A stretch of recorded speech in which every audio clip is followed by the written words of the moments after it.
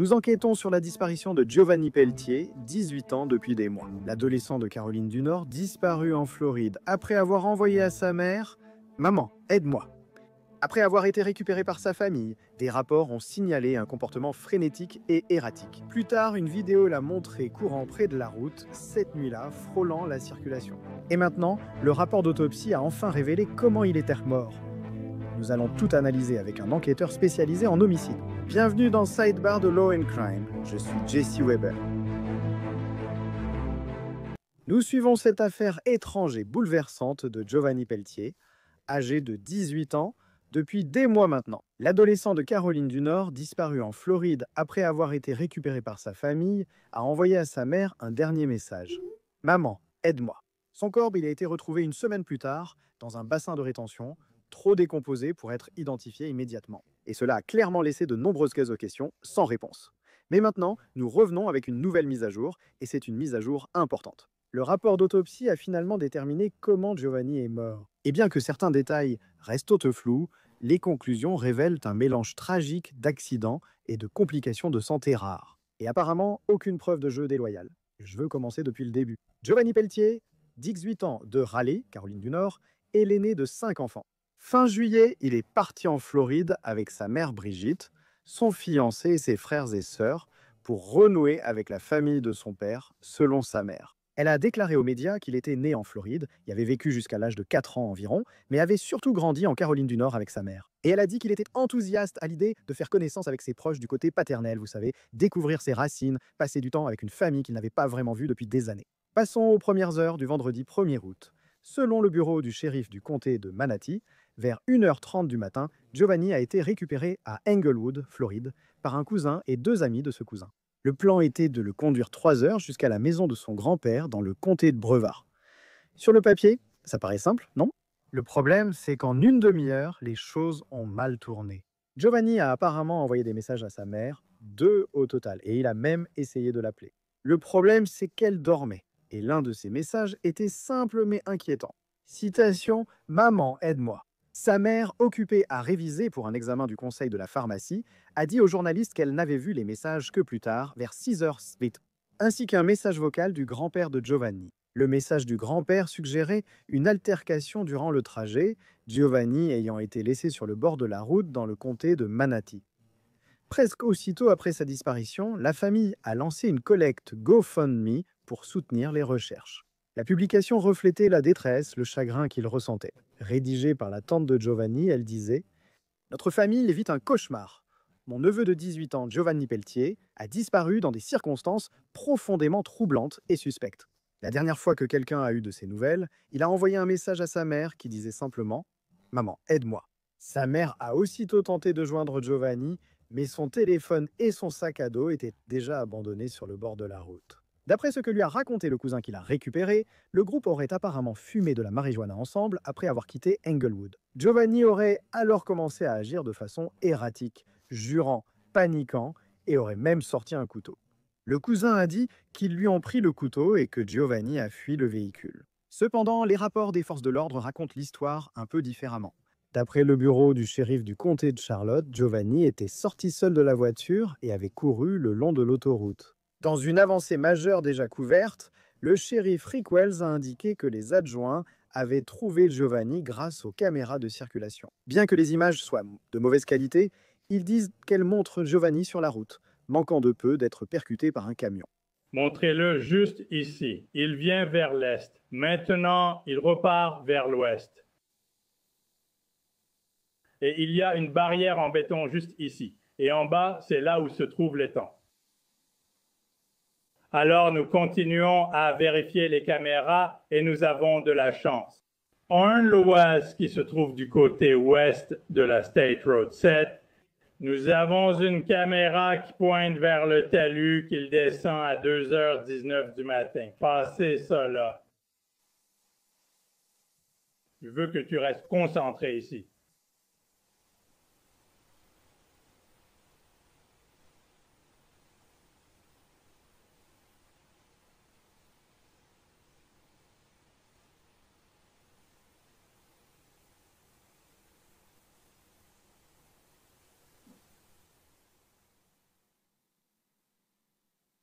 Maintenant, c'est un talus raide. Ça descend là-bas, presque un sprint incontrôlable.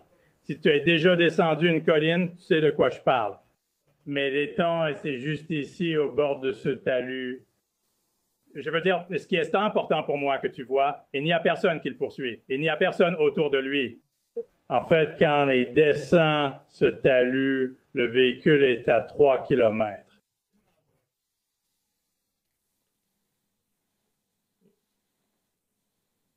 Donc, il n'y a personne dans cette zone avec Giovanni. Personne ne le poursuit. Il est tout seul. Et ce que nous ne savons pas, c'est ce qui s'est passé quand il a atteint cet étang. Je ne sais pas. Je ne vais pas spéculer.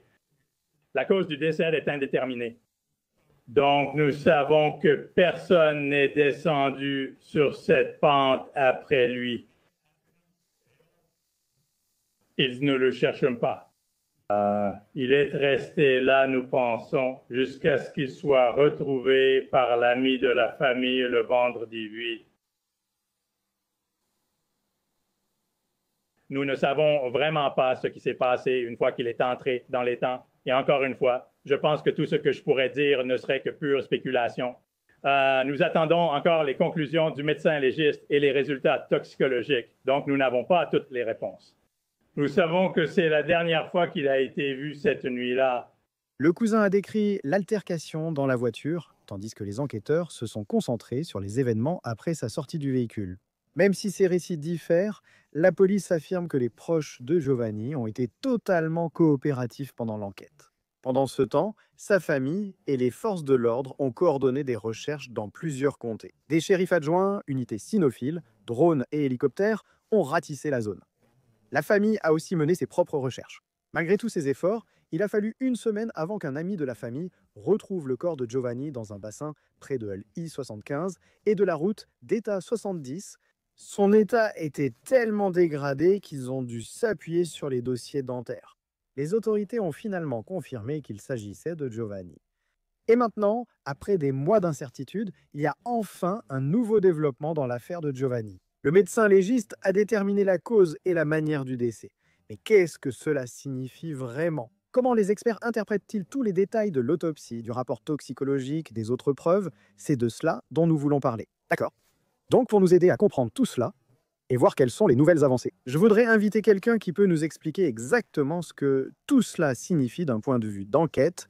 Je suis à nouveau rejoint par l'enquêteur sur les homicides, Chris McDonough. Chris, merci beaucoup d'avoir pris le temps. Ça fait plaisir de te voir. De ton point de vue, à quel point est-il inhabituel qu'une affaire de personnes disparues implique autant de juridictions, autant d'enquêtes qui se chevauchent? Quels en sont les avantages? Quelles en sont les complications? C'est vraiment une affaire intéressante, Jesse. Je veux dire, le fait qu'il y ait autant d'agences impliquées, il faut maintenant déterminer qui sera le point de contact. En général, le bureau du coroner ou du médecin légiste devient le point de contact là où le corps est retrouvé. Et ensuite, en second lieu, là d'où provient la victime, c'est-à-dire si c'est une autre juridiction, alors c'est cette agence qui devient responsable de l'enquête. Et s'il y a des choses comme différentes juridictions, alors chaque personne, je veux dire chaque agence, joue alors un rôle. Mais ils ne sont pas nécessairement le point central ou la pointe de la lance. Et quand je parle de défi, je dois mentionner que lorsque vous entendez que les restes de Giovanni ont été retrouvés après une semaine dans un bassin de rétention, comment cela complique-t-il la découverte de ce qui s'est passé? Comment cela complique-t-il l'enquête d'un point de vue médico-légal? Eh bien, vous savez, bien sûr, le processus de décomposition dépend de la chaleur, de l'humidité et d'une variété d'autres facteurs qui entrent en jeu. Le fait qu'il puisse y avoir de l'eau en jeu ici, si le corps était, disons, tombé dans cette eau, alors immédiatement après la mort, le corps coulera et généralement, au bout de 7 à 10 jours, ce corps va alors remonter à la surface en gonflant malheureusement à cause des gaz et d'une variété d'autres phénomènes qui se produisent. Donc, dans ce cas, vous savez que si le corps était dans l'eau et y était resté, disons, 7 jours, hypothétiquement, alors bien sûr, il y aurait une activité animale, potentiellement, vous savez, des animaux qui se nourriraient du corps, malheureusement. Lorsque le corps refait surface, des problèmes avec les animaux peuvent survenir. Et cela complique toujours l'aspect médico-légal de cette affaire parce que vous pouvez perdre immédiatement tout type de preuve médico-légale dès que le corps touche l'eau. Et ensuite, vous ajoutez l'activité animale, vous ajoutez la chaleur, vous ajoutez le soleil.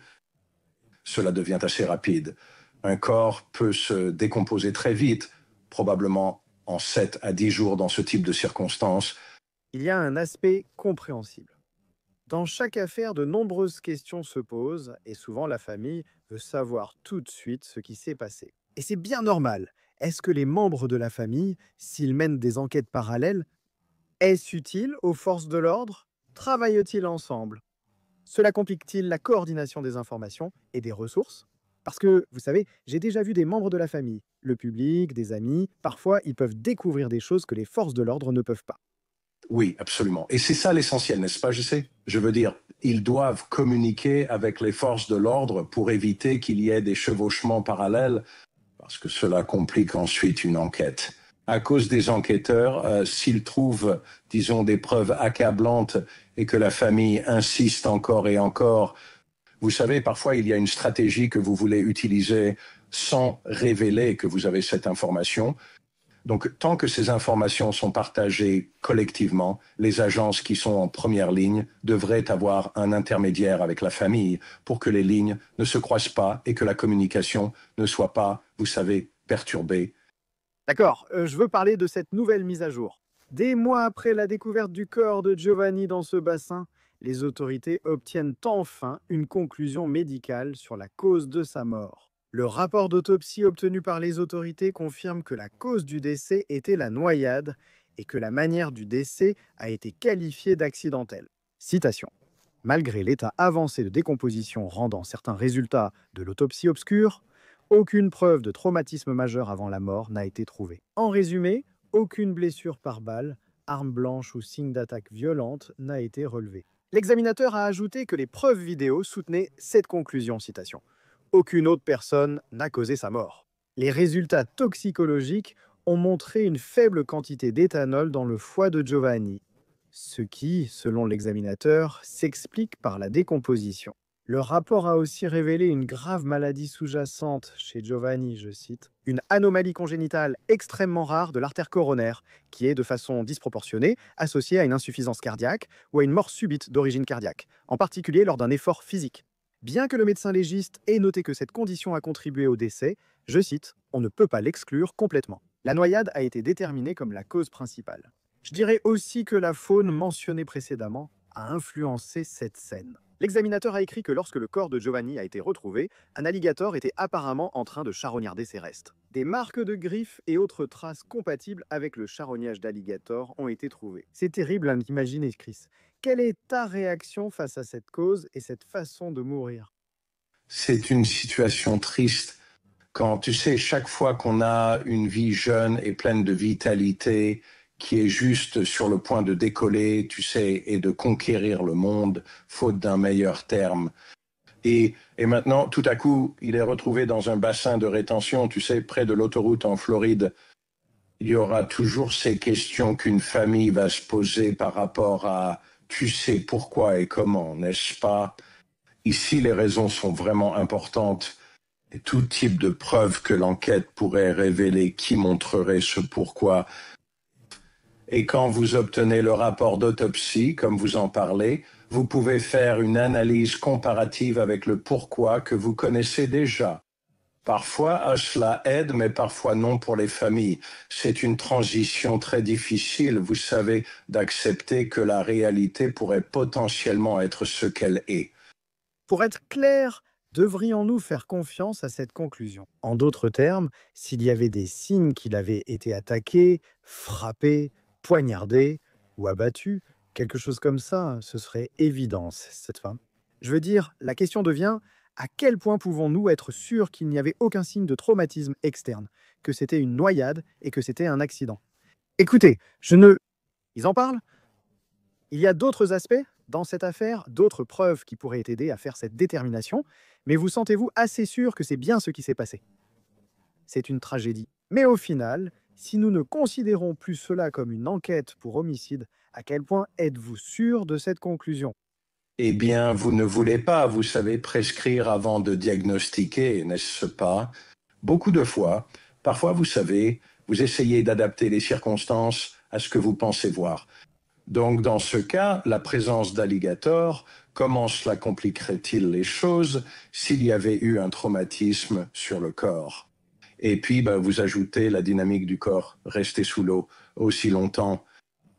Et donc là, vous voulez vraiment interroger les dernières personnes ou le dernier schéma de vie de ce jeune homme, et vous voulez vraiment que ces personnes, je sais qu'il y a 3 personnes dans ce cas particulier, vous voulez revenir en arrière et potentiellement, vous savez, leur demander de vous faire une reconstitution. Vous savez, qu'avez-vous vu? Comment l'avez-vous vu? Comment agissait-il? Que faisiez-vous? Des choses comme ça. Et vous savez, le fait qu'un couteau ait été introduit dans la situation, vous voulez vraiment préciser ce point dans cette enquête. Et ensuite, vous rapportez ces faits au bureau du médecin légiste et vous dites, regardez, nous avons creusé un peu plus ici. Est-ce que cela change l'une des conclusions que vous avez tirées lors du processus d'autopsie? Mais en ce qui concerne la responsabilité de quelqu'un d'autre, c'est clos, n'est-ce pas? C'est clos à ce stade? Vous savez, ce n'est jamais vraiment clos, n'est-ce pas? Les enquêtes sur les décès ne se ferment jamais vraiment. Je veux dire, officiellement, elles se ferment. Mais si quelque chose d'autre refait surface, qui montre, vous savez, qu'il y avait une intention spécifique de faire du mal à cet enfant, alors cette affaire pourrait être rouverte dès demain. Vous savez, il y a d'autres facteurs ici. Le fait qu'il consommait potentiellement un certain type de stupéfiant, mais rien n'indique peut-être que c'était dans son organisme. Eh bien, vous savez, cela peut aussi s'expliquer. Le fait que le corps ait été de nouveau sous l'eau, cela ne veut pas dire, vous savez, qu'il n'y avait rien dans ce produit en particulier. Donc, vous voulez préciser cela et vraiment découvrir ce qu'il faisait exactement. En le lisant, on comprend à quel point ces derniers instants ont sans doute été terrifiants. Et vous ajoutez à cela l'idée qu'ils ont découvert ce problème cardiaque qui aurait pu contribuer à une incapacité à éviter la noyade, une incapacité à lutter contre l'eau et ce qui aurait pu se passer. Le fait qu'ils aient noté cela, je trouvais que c'était assez significatif. Oui, absolument. En fait, j'ai eu une affaire en 1991, croyez-le ou non, où un enfant a été emmené à la pêche et seulement un des 2 pêcheurs est revenu. Et il avait aussi un problème médical. Et quand il a refait surface, après environ 10 jours dans un port où vous, mon ancienne agence, l'autopsie est revenue comme étant non concluante, la cause du décès. Mais plus nous avons enquêté, plus nous avons insisté, nous avons découvert qu'il avait en fait été frappé avec un hameçon dans l'eau lors d'une altercation avec le suspect. Et donc, ce sont le genre de choses où, en surface, bah, tout semble clair et net, mais plus on creuse, plus on se rend compte qu'il pourrait potentiellement y avoir une activité suspecte, voire dangereuse, en cours. Donc, je suis vraiment préoccupé par le fait qu'un couteau ait été présenté dans cette situation et qu'il y ait potentiellement eu des stupéfiants impliqués et qu'il ait simplement été déposé au milieu de l'autoroute. Ce sont 3 indicateurs d'une activité vraiment suspecte. Je voudrais avoir ton avis sur autre chose. Donc la mère de Giovanni, Brigitte, a donné une mise à jour bouleversante sur sa page Facebook, disant qu'elle ne pouvait pas gérer cette dernière nouvelle à sa façon parce qu'elle était bombardée d'informations et de questions. Elle a écrit, je cite, Hier, le rapport toxicologique est revenu. Avant que je quitte le travail, des inconnus avaient déjà publié le rapport de mon fils en ligne, partageant les détails les plus graphiques et intimes avant même que je lise l'email.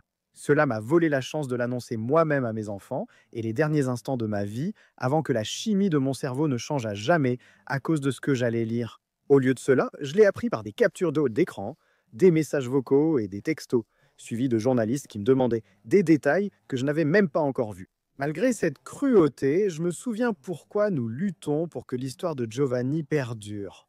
Car ce combat a souligné l'impact et les bienfaits de Giovanni dans ce monde. Des dons généreux qui ont couvert son autopsie, sa crémation et une belle célébration de la vie, à la communauté qui est venue marcher à mes côtés pour le chercher, aux inconnus qui sont devenus une famille, aux relations brisées qui se sont réparées et à un puissant élan d'amour qui nous a soutenus. Je suis resté silencieux face aux menaces, au harcèlement, aux mensonges et aux reproches constants sur mon échec comme père. Le deuil est déjà difficile. Constater que certains oublient l'humanité derrière l'écran a été dévastateur.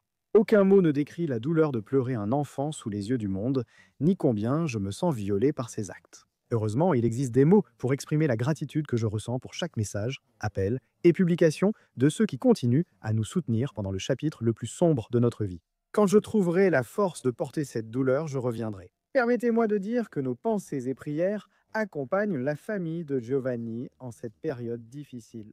Nous espérons que ces dernières réponses apporteront un peu de clarté, un peu de réconfort, alors qu'il pleure maintenant un jeune homme parti trop tôt. Chris, la douleur reste toujours, non? Mais ils ont au moins quelques réponses maintenant. Mais on entend aussi quel impact réel cela a sur la famille de quelqu'un et comment ils doivent traverser cette épreuve. Et c'est injuste. C'est malheureux que toutes ces informations sortent sans même avoir le temps de les assimiler, sans même avoir le temps de réagir, et qu'ils n'en aient pas été informés en premier. Est-ce que c'est quelque chose que vous voyez souvent où les forces de l'ordre ne contactent pas d'abord la famille pour dire « Écoutez, avant de publier quoi que ce soit, nous allons d'abord vous contacter pour que vous soyez au courant ». Cela vous semble étrange? Le fait que le public ait eu l'information avant la famille n'est jamais une bonne chose.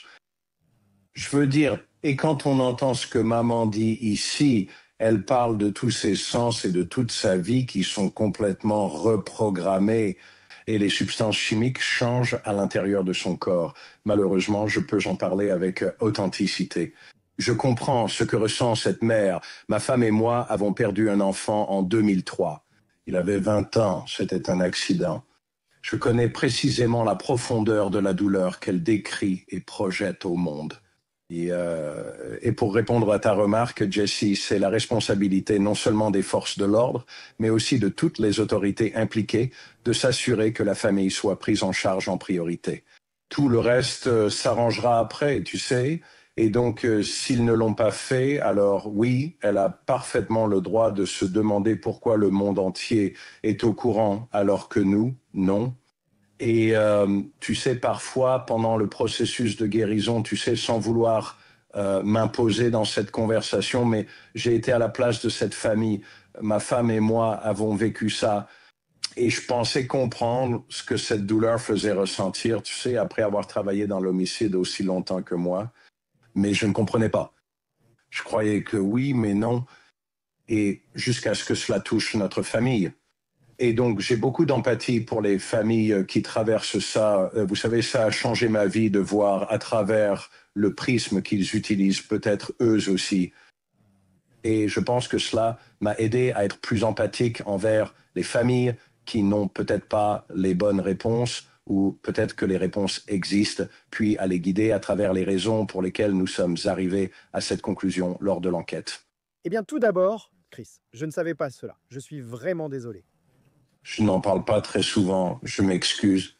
Non, non, tout d'abord, je suis vraiment désolé, mais ensuite, j'apprécie que tu aies partagé cela. Et si la famille de Giovanni écoute, j'imagine qu'ils vont aussi apprécier que tu aies partagé cela. C'est donc un message important. Je dirais aussi que quand on entend cela, quand on entend ce que sa mère a dit, l'idée de ce harcèlement, de ces menaces, tout cela qui sort au grand jour, c'est vraiment triste et troublant, pour dire le moins. Je conclurai en disant que la situation est tragique. Nous n'aurons peut-être jamais toutes les réponses sur ce qui s'est exactement passé, mais au moins, il y a une partie de cette histoire sur laquelle ils peuvent tourner la page. Et nous leur souhaitons le meilleur. Chris, je te souhaite, à toi et à ta famille, le meilleur. Et merci d'avoir pris le temps de parler de tout cela. Je l'apprécie vraiment. Merci beaucoup, Jessie.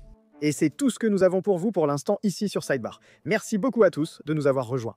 Abonnez-vous sur YouTube, Apple Podcasts, Spotify ou partout où vous écoutez vos podcasts. Suivez-moi sur X ou Instagram. Je suis Jesse Weber. À bientôt.